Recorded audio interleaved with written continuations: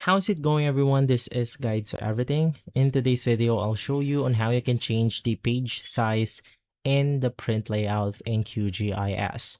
So of course, the first thing that you want to do is to press Ctrl P on your keyboard.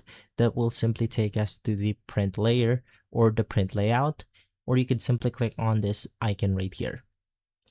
In my case, I'm going to be naming it print layout. Let's click on OK. And now to finally edit out the sizing of your page right here, you just want to click on the layout option. Then basically in here, you want to make sure that you have selected the layout properties. And then we will be able to simply click on the layout itself by clicking on it. And then we have the page layout. So as of right now, it's selected as an A4 size. Of course, if you want to change this into something like 1080p or 16 by 9, you can just click on it. You also have the ability to edit out the width or the height manually if you want to. And that's basically going to be it.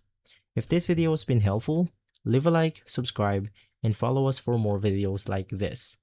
Thanks for watching.